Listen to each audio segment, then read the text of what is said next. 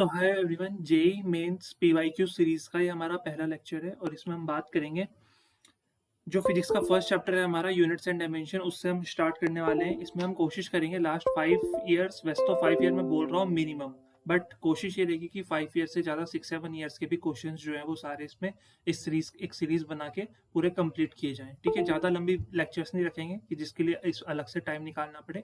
छोटे छोटे लेक्चर्स रखेंगे, ठीक है, जिसमें 5-5 10 क्वेश्चन हम कवर करेंगे डेली बेसिस पे, ताकि हमारा टाइम भी ज़्यादा ना लगे और धीरे धीरे हमारे सारे पीवाईक्यूज जो है वो कवर भी होते रहें।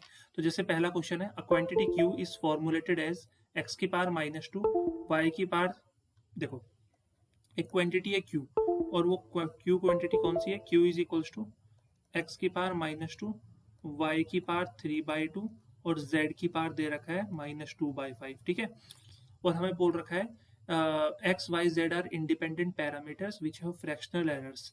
देखो फ्रैक्शनल एरर का मतलब होता है डेल एक्स अपॉन एक्स, ये हमें 0.1 दे रखा है। ठीक है, फ्रैक्शनल एरर इन वाई मतलब डेल वाई अपॉन वाई, वो 0.2 दे रखा है। और फ्रैक्शनल एरर इन जेड, तो डेल जेड अपॉन जेड, वो हमें 0.5 दे रखा है। तो अगर हमें फ्रैक्शनल एरर क्यू में निकालना है तो हम कैसे निकालेंगे, तो हम लिखेंगे डेल क्यू अपॉन क्यू। ठीक है, इज इक्वल्स टू, तो एक्स में अगर फ्रैक्शनल एरर देखना है तो उसका जो कोफिशियंट होता है, पावर जो होती है, ठीक है, उसकी जो पावर होती है वो उसके कोफिशियंट बन जाता है। बट ध्यान ये रखना है कि जैसे नेगेटिव साइन है तो इसका मोड लेते हैं हम हमेशा। तो -2 का मोड क्या होता है, +2, और फिर लिखेंगे फ्रैक्शनल एरर इन एक्स, फिर प्लस का साइन, ये तो ऑलरेडी प्लस है, 3/2 फ्रैक्शनल एरर इन वाई, फिर प्लस का साइन, और -2/5 का मोड होता है 2/5, तो 2/5 डेल जेड अपॉन जेड। ठीक है, तो इस तरह से हम करेंगे, तो del Q upon Q is equals to, तो ये 2 इंटू ये हो जाएगा हमारा 0.1 प्लस 3/2, और ये हो जाएगा हमारा कितना 0.2, और प्लस 2/5, और ये हो जाएगा हमारा 0.5। ठीक है, बेसिक कैलकुलेशन आप सबको आती है, फटाफट से यहाँ पे बेसिक कैलकुलेशन अगर करें तो ये 0.2 आएगा, ये 0.3 आएगा, ये अगेन 0.2 आएगा, तो 0.7 हमारा आंसर आ जाएगा। ठीक है, तो कौन सा ऑप्शन हुआ, ऑप्शन नंबर सी इज और करेक्ट आंसर। बिल्कुल एकदम लेटेस्ट क्वेश्चन है, जेई मेन 2025 8 अप्रैल को पूछा गया था। ठीक है, तो इस तरह से हमसे क्वेश्चन पूछे जा सकते हैं। देखो सेकंड क्वेश्चन क्या बोल रखा है हमें, सेकंड क्वेश्चन को रीड करो। The dimension of root mu not upon epsilon not is equal to that of.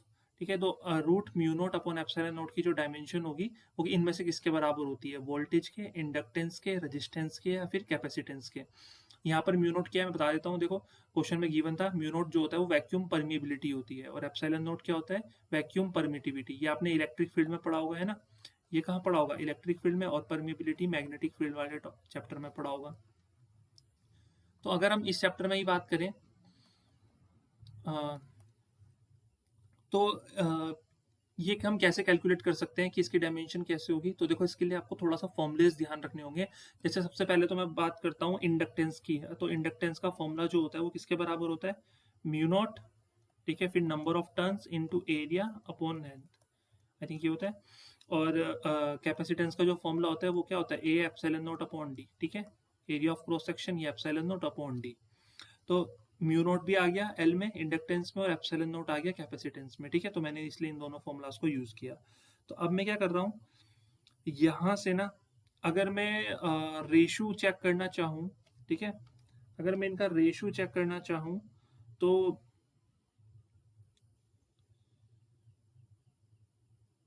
जो एल अपॉन सी है ना, जो एल अपॉन सी है उसको मैं ऐसे एक्सप्रेस कर सकता हूँ mu not upon epsilon note की टर्म में।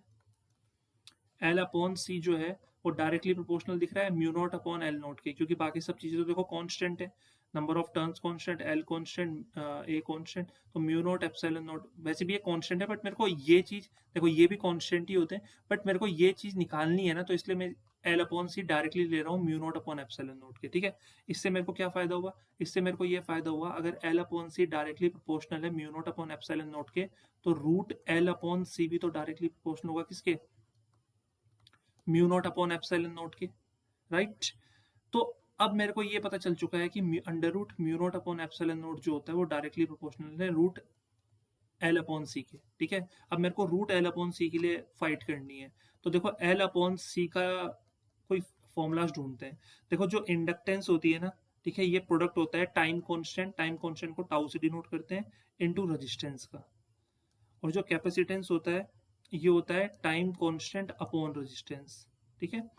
तो अगर मैं यहाँ पे टाउ से टाउ कैंसिल होगा, टाइम कांस्टेंट से टाइम कांस्टेंट, तो ये आर स्क्वायर आ जाएगा, ठीक है। आर स्क्वायर लिखने का मतलब है अगर स्क्वायर इधर आएगा तो ये हो जाएगा अंडर रूट एल अपॉन सी, ठीक है, इज इक्वल्स टू आर, इस तरह से लिख सकते हैं। तो एल अपॉन सी की जगह मैं आर भी लिख सकता हूँ। तो अगर मैं ऐसा करूँ तो under root mu not upon epsilon not, mu not upon epsilon not, ठीक है। रूट एल अपॉन सी की जगह क्या लिख सकते हैं, आर लिख सकते हैं हम। तो रजिस्टेंस के बराबर आ जाएगा ये। तो option number C is our correct answer, ठीक है। तो कब पूछा गया था question, 7 April evening shift JEE Main 2025 में। देखो कितना इजी क्वेश्चन है। सो आई होप इतना क्लियर हो गया होगा। देखो नेक्स्ट क्वेश्चन पे चलते हैं फटाफट। देखो नेक्स्ट क्वेश्चन हमारा पूछा गया था 7 अप्रैल इवनिंग शिफ्ट को जेई मेन 2025 में। देखो क्वेश्चन कैसे गिवन रहेगा, एक लिस्ट दे रखी होगी लिस्ट 1 और एक सेकेंड लिस्ट दे रखी होगी लिस्ट 2। हमें क्या करना है, दोनों जो लिस्ट है उनको मैच द फॉलोइंग वाली गेम खेलनी है और बाकी ऑप्शंस हमें गिवन होते हैं कि ए का ये है, बी का ये है, सी का ये है, ऐसे 4 ऑप्शन गिवन होंगे, बट मैंने यहाँ पे ऑप्शन लिखे नहीं है, जरूरत नहीं है। देखो अब यहाँ पर देखो, अगर हम इसका आंसर बताने हैं तो हम कैसे बताएंगे। सबसे पहले एक काम करते हैं, मास डेंसिटी का के बारे में बात करते हैं। मास डेंसिटी, तो मास डेंसिटी की अगर बात करें तो मास डेंसिटी क्या होती है, मास बाय वॉल्यूम, ठीक है। तो मास तो एम ही होता है और वॉल्यूम क्या होती है, एल क्यूब। किसी भी चीज़ की वॉल्यूम क्या होती है, एल क्यूब। तो इसका फॉर्मूला क्या हो जाएगा, एम एल क्यूब ऊपर जाएगा -3 और टी कितना हो जाएगा, 0। तो मास डेंसिटी का फॉर्मूला हो गया एम एल -3 टी 0। तो विच इज इन ऑप्शन 4, ठीक है। तो ये हो गया हमारा, ठीक है। इम्पल्स देखें, तो इम्पल्स क्या होता है, बेसिकली इम्पल्स हमारा होता है फोर्स इनटू टाइम, ठीक है। देखो इम्पल्स की अगर हम बात करें तो इम्पल्स हमारा क्या होता है, फोर्स इनटू टाइम।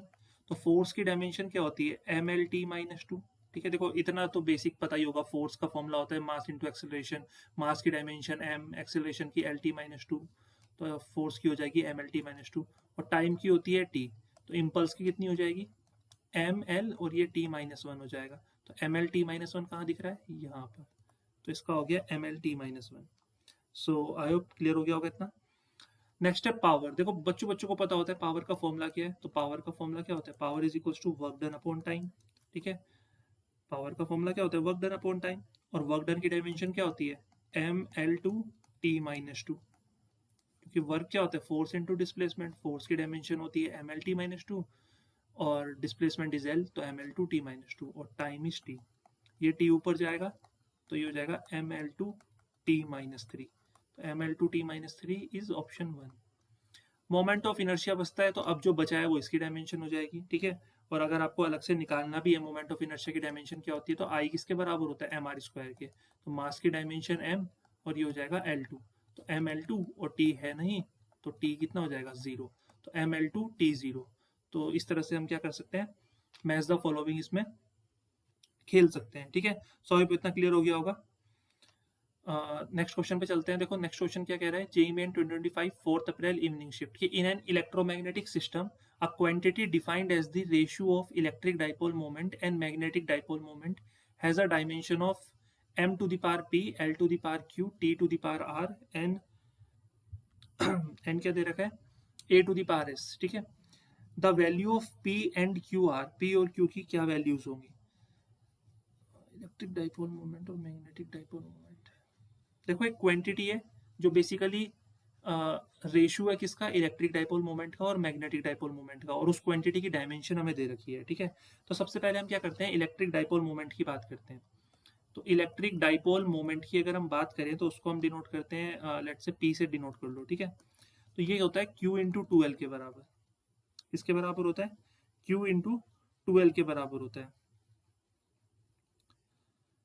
तो देखो जो इसकी डायमेंशन यहीं पे निकाल लेते हैं। क्यू किसके बराबर होता है, क्यू का फॉर्मूला होता है आई इंटू टी के बराबर, ठीक है। और ये 2L। तो यहाँ पे अगर हम बात करें, आई एम करंट होता है, करंट की डायमेंशन होती है एम्पेयर, ठीक है। टाइम की होती है टी और लेंथ की होती है एल। तो ये आ गया एल टी ए या ए टी एल लिख लो फिलहाल। और फिर मैग्नेटिक डाइपोल मोमेंट लिखते हैं। मैग्नेटिक डाइपोल मोमेंट को हम डिनोट करते हैं एम से डिनोट कर लो, ठीक है। और इसका जो फॉर्मूला होता है वो होता है आई इंटू ए। क्लियर, अर्थ मैग्नेटिज्म में पढ़ा होगा। आई की डायमेंशन तो क्या होती है, एम्पेयर।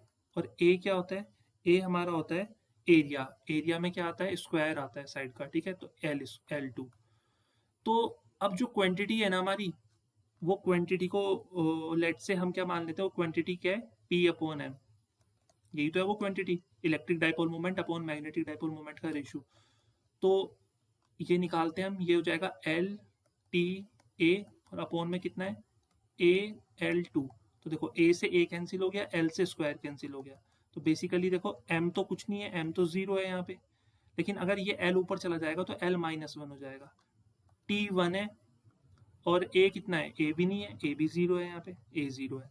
तो अब कंपेयर करो इसको, इससे कंपेयर करके देखो, तो P की वैल्यू आ गई कितनी, 0, और Q की वैल्यू आ गई कितनी, -1। और वैसे पूछा नहीं है, बट अगर पूछते R तो R इज 1 और S इज कितना, 0। तो देखो P और Q पूछ रखे हैं, 0, -1, option B is our correct answer. So I hope इतना क्लियर हो गया होगा। तो इस तरह से हमें क्या करने हैं, क्वेश्चन सॉल्व करते जाने हैं, ठीक है, पता भी नहीं चलेगा 10 मिनट की वीडियो में कब हमने 5 से 10 क्वेश्चन आराम से जो है वो सीख लिए हैं। तो मिलते हैं सेकंड सीरीज में।